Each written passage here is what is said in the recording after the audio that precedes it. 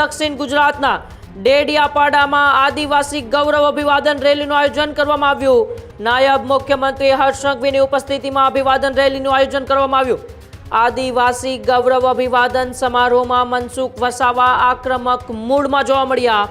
કેટલાક આંધળાઓ અને ધૃતરાષ્ટ્રોને આ વિકાસ દેખાતો નથી. આ વર્ષે પણ 20 કરોડ આપ્યા છે.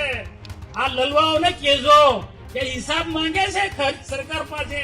અલા હરામીઓ, તમને શરમ આવી જોઈએ, શરમ. આ ગુજરાતની અંદર બીજા ખોટા ટપોરીઓ લલવા આદિવાસીના મથિયા પણ નીકળી પડ્યા છે. પેલો ધારાસભ્ય ડફોડ, એને ખબર નથી, એને જોવું જોઈએ.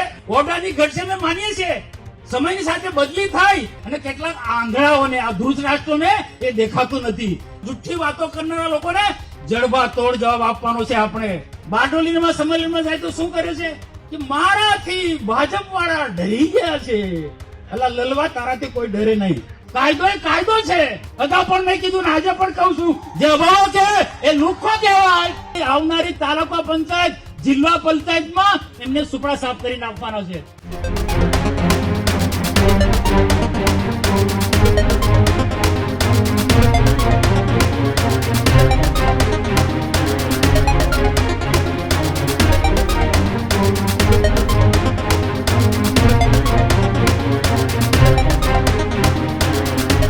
દક્ષિણ ગુજરાતના ડેડિયાપાડામાં આદિવાસી ગૌરવ અભિવાદન રેલીનું આયોજન કરવામાં આવ્યું. નાયબ મુખ્યમંત્રી હર્ષ સંઘવીની ઉપસ્થિતિમાં અભિવાદન રેલીનું આયોજન કરવામાં આવ્યું.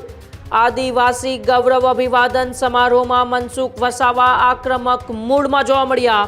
શહેરની જેમ ગ્રામ્ય વિસ્તારમાં પણ સારી સ્કૂલો છે, આવી વાત મનસુખ વસાવાએ કરી. ચૈતર વસાવાના નામ લીધા વગર ગંભીર આરોપો લગાવ્યા. એને પેલાને આ સ્કૂલો દેખાતી જ નથી, આવી વાત પણ વસાવાએ કરી. દરેક વખતે તે વિરોધ જ કરે છે. ગુજરાતમાં ક્યાંય નથી તેવી લાઇબ્રેરી ડેડિયાપાડામાં છે. કેટલાક આંધળાઓ અને ધૃતરાષ્ટ્રોને આ વિકાસ દેખાતો નથી. ખોટી વાતો અને જૂઠું બોલનારાઓની સામે આપણે અવાજ ઉઠાવવો જોઈશે, આવી વાત પણ નાયબ મુખ્યમંત્રી હર્ષ સંઘવીની ઉપસ્થિતિમાં મનસુખ વસાવાએ કરી. મારી સામે ગુનો દાખલ થાય તો હર્ષ સંઘવી મને પણ ન છોડે. એની સામે 19 જેટલા ગુનાઓ નોંધાયેલ છે, આવી વાત પણ મનસુખ વસાવાએ કરી. ભાજપને તારાથી કોઈ ડર નથી લાગતો. જાહેર મંચ ઉપરથી ફરી એક વખત દક્ષિણ ગુજરાતની રાજનીતિમાં ગરમાવો આવ્યો છે. આમ તો અનેક વખત ચૈતર વસાવા અને મનસુખ વસાવા એકબીજા ઉપર સામસામે આરોપ પ્રત્યારોપની રાજનીતિ રમતા હોય છે, પરંતુ ફરી એક વખત આદિવાસી ગૌરવ રેલી અને એક જંગી સભાનું એ ડેડિયાપાડા જે ચૈતર વસાવાનો ગઢ ગણાય છે, તે ગઢની અંદર હર્ષ સંઘવીનો હુંકાર જોવા મળ્યો હતો. હર્ષ સંઘવી ત્યાં પહોંચ્યા હતા અને તેમની અધ્યક્ષતામાં મોટી સંખ્યામાં આદિવાસી લોકો પણ આ રેલીની અંદર જોડાયા હતા. અને આ રેલી દરમિયાન જ જાહેર મંચ ઉપરથી ભરૂચના સાંસદ અને ચૈતર વસાવાના હરીફ એવા મનસુખ વસાવાએ ચૈતર વસાવાના નામ લીધા વગર આડે હાથ લેતા શું કહ્યું, આપણે મનસુખ વસાવાને સાંભળીએ. ગણપતભાઈ માટે એટલું કહું કે સાચા અર્થમાં આદિવાસીનું ભલું થાય એવું તો કાર્ય કર્યું છે, પરંતુ દેવમોંગરા આદિવાસીનો આસ્થાનો કેન્દ્ર ફક્ત ગુજરાત નહીં, મહારાષ્ટ્ર, રાજસ્થાન, મધ્યપ્રદેશ, આવા હજારો આદિવાસીનો આસ્થાનું કેન્દ્ર દેવમોંગરા માતાના એના વ્યવસ્થિત રીતના પ્લાનિંગ માટે, રોડ રસ્તા માટે, વ્યવસ્થિત દુકાનો માટે એને ટ્રાઇબલ વિભાગમાંથી 20 કરોડ રૂપિયા એમના સમય દરમિયાન ફાળવ્યા. 20 કરોડ! આ જેવી તેવી રકમ નથી. વર્તમાનની અંદર તાજેતરના પણ કેટલાક ત્યાંના ટ્રસ્ટીઓ ને એમના ભક્તોના સૂચનોથી હું જોડે હતો. અમે દર્શન કરવા ગયા માતાજીના, ત્યારે ગણપતભાઈ કીધું ચિંતા ના કરો, આ વખતના બજેટમાં પણ પૂરતા પૈસા ફાળવીશ. અને નરેશભાઈ અને હર્ષ સંઘવી માટે કહેવું પડે કે જયારે ટ્રાઇબલના બજેટની ચિંતા કરી ત્યાં આપણે બે ધડક કહી દો, આદિવાસીને જે પણ હેડીની અંદર પૈસા આપવા હોય તો આપો. આ બધાના લોકોના પ્રયત્નોથી દેવમોંગરા માતાને આ વર્ષે પણ 20 કરોડ આપ્યા છે. આ લલવાઓને કહેજો કે હિસાબ માંગે છે ખર્ચ સરકાર પાસે. એવા લોકોને કહેવાનું, આ દેવમોંગરા માતાજી આદિવાસીની કુળદેવી છે. હજારો નહીં, લાખો આદિવાસીના આસ્થાનું કેન્દ્ર છે. એના માટે મોદી સાહેબ આવ્યા, એની ટીકા ટિપ્પણી કરે. અલા હરામીઓ, તમને શરમ આવી જોઈએ, શરમ. પ્રશંસા તો નહીં કરો, પણ ખોટું શું કામ બોલો છો? આવા ગણપતભાઈ વસાવા અને આપણી ભારતીય જનતા પાર્ટીની સરકારે એક ભગીરથ કાર્ય કર્યું છે, એક ઐતિહાસિક કાર્ય કર્યું છે. એ કોઈને ખબર છે? ભાઈ આપણે ભૂલી જઈએ છીએ. 1956 થી ખોટા આદિવાસીઓ જે આદિવાસી નહોતા એ ખોટા પ્રમાણપત્ર લઈને આદિવાસીઓના હક અને અધિકાર નોકરીમાં છીનવી લેતા હતા. ગુજરાતના ટ્રાઇબલ સંગઠનો અમે બધાએ રજૂઆત કરી. ગણપતભાઈને ગાંધીનગરમાં આંદોલન ચાલતું હતું, મોટું સ્વરૂપ ધારણ કરે છે સ્થિતિ. ગણપતભાઈને મેં વાત કરી, અમારી ટીમ ગઈ, ગણપતભાઈને વાત કરી.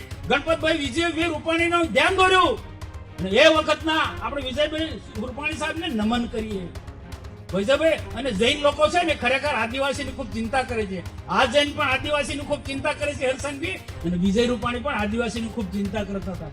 ગણપતભાઈની વાત માને અને ખોટા પ્રમાણપત્રોને રદ કરવા માટે શું કર્યું? વિધાનસભાની અંદર બિલ લાવ્યા, કાયદો બનાવ્યો અને નિયમો બનાવ્યા. આજે ગુજરાતમાંથી ખોટા જે પ્રમાણપત્ર લઈને આદિવાસીનો હક સત્તા જમાવી બેઠા હતા એમને બહાર કાઢવાનું કામ કર્યું છે. આપણી ઈર્ષા નથી, એમને પણ યોગ્ય જગ્યા મળે, એમનું જ્યાં સ્થાન છે ઓબીસી હતા તો જે પણ જગ્યા હોય તે એમને લઈ જવા માટે પણ એમને પ્રયત્ન કર્યા. પણ આ જે કાર્ય દેશ અલગ થયો, રાજ્ય 1956 થી અલગ થયું, કોઈ કામ નથી કર્યું. મારે કોઈ સરકારનું નામ નથી લેવું, પણ ગુજરાતની અંદર અનેક સરકારો આવી, અનેક આદિવાસી નેતાએ પણ આ કાર્ય કરવું જોઈએ તો નથી કર્યું. આ ગણપતભાઈએ કહ્યું છે, ગણપતભાઈ વસાવાએ. કેટલાક લલવાઓ ગણપતભાઈની ટીકા ટિપ્પણી કરે, સોશિયલ મીડિયામાં ટીકા ટિપ્પણી કરે. આપણા મિત્રોને સૌને કહું છું, આનો જવાબ આપો ભાઈ. આદિવાસીઓના ઉદ્ધાર માટે ગણપતભાઈએ એક મસીહાની જેમ કાર્ય કર્યું છે. આ ગુજરાતની અંદર બીજા ખોટા ટપોરીઓ લલવા આદિવાસીના મસીહા પણ નીકળી પડ્યા છે, પણ હકીકતમાં આદિવાસીનું કામ કર્યું હોય તો ગણપતભાઈ વસાવા ના આપણા દેશના પ્રધાનમંત્રી નરેન્દ્રભાઈ મોદી સાહેબે. આજે નરેન્દ્રભાઈ મોદી સાહેબે શું કર્યું છે કોઈને ખબર છે? આજે બિરસા મુંડાને કોણ ઓળખતું હતું ભાઈ? બિરસા મુંડાને કોઈ નહોતું ઓળખતું. આ જો ભાઈ મારી ચિઠ્ઠી આવી છે બોલવાના ટાઈમે હું કરવાનો હવે. બિરસા મુંડાને કોઈ નહોતું ઓળખતું, પણ બિરસા મુંડાની ઓળખ આપી આખા દેશની અંદર તો આપણા નરેન્દ્રભાઈ મોદી સાહેબે. બિરસા મુંડાના નામે ગાંધીનગરમાં આપણી કચેરી બનાવી છે અને બિરસા મુંડાના નામે નર્મદા જિલ્લાને, ગુજરાતને બિરસા મુંડા ટ્રાઇબલ યુનિવર્સિટી મોટી ભેટ આપી છે. આ જેવું તેવું કામ નથી. ભારતીય જનતા પાર્ટીના શાસનની અંદર નરેન્દ્રભાઈ મોદીએ આદિવાસીનું શિક્ષણનું સ્તર ઊંચો આવે, આદિવાસી દીકરા દીકરી સારું ભણે, એન્જિનિયર બને, ડોક્ટર બને, આઈએસ અધિકારી બને, આઈપીએસ અધિકારી બને, સારી જગ્યા પર સરકારી નોકરીમાં જાય. આદિવાસી એના માટે શિક્ષણનું સ્તર ઊંચું લાવવા માટે દીકરીઓ પણ ભણે, એના માટે શાળા પ્રવેશોત્સવ અને કન્યા કેળવણી મહોત્સવનો કાર્યક્રમ ચલાવ્યો છે. અને આજે સમગ્ર ગુજરાતમાં મને કહેવા માટે આજે આનંદ થાય, શિક્ષણ ક્ષેત્રે આજે ક્રાંતિ આવી છે, ક્રાંતિ. આજે તમે જો રિઝલ્ટ જોજો, 10મા ધોરણનું રિઝલ્ટ ટોપ 10 માં દીકરીઓ, 12મા ધોરણનું રિઝલ્ટ ટોપ 10 માં દીકરીઓ.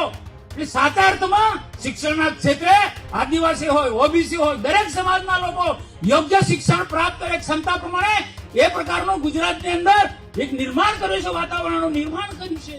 આજે ગુજરાતમાં તમે જુઓ ઇન્ટેલ વિસ્તારોની અંદર પણ સારામાં સારી સ્કૂલો, જે શહેરી વિસ્તારની અંદર જે સ્કૂલો હોય એવા પ્રકારની પ્રાથમિક સ્કૂલો બને છે. ને પેલો ધારાસભ્ય ડફોડ એને ખબર નથી, એને જોવું જોઈએ કે ભાઈ આ સ્કૂલો તમે જો, આ શિક્ષકોની ઘટ છે માનીએ છીએ, ઓરડાની ઘટ છે અમે માનીએ છીએ, સમયની સાથે બદલી થાય પણ સતત એને દેખાતું જ નથી. આટલી સુંદર પ્રાથમિક શાળાઓ બની છે, હાઈસ્કૂલો બની છે ઇન્ટેલ ગામોની અંદર, ડુમખામાં જો, માલસામાં જો, ફુલસરમાં જો, ઉંડાણ વિસ્તારની અંદર હાઈસ્કૂલો 12મા ધોરણ સુધી, આદર્શ નિવાસી શાળાઓ, એકલવ્ય મોડલ સ્કૂલો આ ભારતીય જનતા પાર્ટીના શાસનની અંદર. અને ગણપતભાઈએ બીજું મોટું કામ કર્યું છે, મિલિટરી સ્કૂલ લઈ આવ્યા છે અહીંયા વાડીમાં. મિલિટરી સ્કૂલ આ જેવું તેવું કામ નથી, આ ભારતીય જનતા પાર્ટીના શાસનમાં થયું છે. ડેડિયાપાડામાં કોલેજ, સાગબારામાં કોલેજ, કૃષિ ઇજનેરી કોલેજ ડેડિયાપાડામાં. અને બીજું તમને ખબર છે, આપણા ભૂપેન્દ્રભાઈ પટેલ ને નરેન્દ્રભાઈ મોદી સરકાર ને અહીંયા બેઠેલા છે મહાબનો પર્યંતોથી ડેડિયાપાડામાં કૃષિ ઇજનેરી કોલેજની સાથે અદ્યતન પ્રકારની લાઇબ્રેરી બની છે. જે ગુજરાતમાં ક્યાંય ના હોય એવી લાઇબ્રેરી અહીંયા ડેડિયાપાડામાં આપણને ભેટ મળી છે. ટ્રાઇબલ યુનિવર્સિટી તો આપણને મળી છે, પરંતુ નર્મદા જિલ્લાને આદિવાસી વિસ્તારને ઇજનેરી કોલેજ મળી છે ભાજપ શાસનની અંદર, મેડિકલ કોલેજ આપણને મળી છે. આમ શૈક્ષણિક ક્ષેત્રે આપણે એટલું બધું કામ કર્યું છે અને કેટલાક આંધળાઓને, આ ધૃતરાષ્ટ્રોને એ દેખાતું નથી કે ભાજપ સરકારની અંદર કેટલા બધા વિકાસના કામો થયા છે. તો અહીંયા મારે તો જાદુ કહેવાની ઈચ્છા હતી, પણ અહીંયા પ્રેમ પત્ર આવી ગયો છે, સમય ઓછો છે એટલે ટૂંકાવો. એટલે આવનારા સમયમાં બીજી ફરી વખત વાત કરીશ, પણ મારે આટલું ટૂંકમાં તો કેવું પડે. આ મહાનુભાવ પછી એમના 5 મિનિટ હું લઈ લઉં છું. આ મહાનુભાવને છે ને 5 મિનિટ હું લઈ લઉં છું. પણ આપણે લોકોએ પણ જાગૃત થવું જોઈએ. ખોટી વાતો કરનારા લોકો, જુઠ્ઠી વાતો કરનારા લોકોને જડબા તોડ જવાબ આપવાનો છે. આપણે બેસી નથી રહ્યા જવાનો. નરેન્દ્રભાઈ મોદી સાહેબ હોય કે પછી કોઈ પણ મુખ્યમંત્રી કે કોઈ પણ મંત્રી કે ભાજપના નેતાઓએ જે ગુજરાતમાં વિકાસનો કામ કર્યો છે, ઇતિહાસમાં નોંધ લેવાય છે કે કોઈ કામ નથી કર્યું. ઘણા બધા કામો કર્યા. આ ડુંગર વિસ્તારની અંદર તમે જુઓ ભાઈ, જ્યાં લાઇટ નથી એવા વિસ્તારની જંગલની જમીન આપી, પણ સાથે સાથે સૂર્ય ઉર્જાથી લોકો ખેતી કરે છે. ઉનાળામાં હરિયાળી દેખાય છે, આપણને હરિયાળી દેખાય છે. અને ક્યાંક હજુ પણ આપણે એટલા બધા ઢગલા પણ બોર મોટર આ નરેશભાઈ ને ગણપતભાઈ આપ્યા છે આદિવાસી ગુજરાત પેટર્નમાંથી કે જમીનમાં હવે પાણી નથી. સાહેબ, જમીનમાં પેટર્નમાં પાણી નથી. આજે ઉનાળામાં બોર સુકાઈ જાય છે. એના માટે મેં છેલ્લા રાજ્ય સરકારમાંથી માંગણી કરું છું. મને આશ્વાસન આપ્યું છે મંચ પરના મહાનુભાવે, ને તમે સોશિયલ મીડિયામાં જોયો છો. આ લલવાને ખબર નથી કે ગંગાપુર ડેમની માંગણી હમણાં નથી કરતો. 15 વર્ષ રેકર પર બોલે છે. 15 વર્ષથી માંગણી કરું છું. ના ગંગાપુર ડેમ બન્યાથી હર્ષભાઈ સાહેબ, ગણપતભાઈ, નરેશભાઈ, આ બોર તમે ખૂબ આપો છો, પણ જમીનમાં પાણી નથી. પણ આ ગંગાપુર ડેમ બન્યાથી પાણીના સ્તર ઊંચા આવશે. સિંચાઈ તો લાભ મળશે, પણ પીવાના પાણીના પ્રશ્ન પણ સોલ્વ થવાના છે. આપણે ઘણું બધું આપ્યું છે. ગુજરાત પેટર્નમાં બોર આપ્યા છે, મોટર આપ્યું છે, જમીન લેવલથી માંડીને ઘણી બધી સુવિધા આપી છે. તો આ ગંગાપુર ડેમ એક સિંચાઈની સુવિધા મળી જાય તો આ વિસ્તારની અંદર કાયાપલટ થઈ જાય. અને ખેતી ઉદ્યોગની સાથે સાથે 12 માસ પાણી મળે, ઘાસચારો હોય તો પશુપાલનનો ધંધો પણ ડેવલપ થાય. ડેરી ઉદ્યોગમાં પણ ખૂબ મોટા વિસ્તારને ફાયદો થાય. તો આ ગંગાપુર ડેમ માટે અમારી માંગણી છે. પરંતુ રાજ્ય સરકાર ને ભારત સરકાર ના બધા જ લોકો ખૂબ કામ કરે છે, છતાં પણ પેલો ટીકા ટિપ્પણી કરે. આંધળાને દેખાતું નથી, ધૃતરાષ્ટ્રના કોઈ દેખાતું નતું.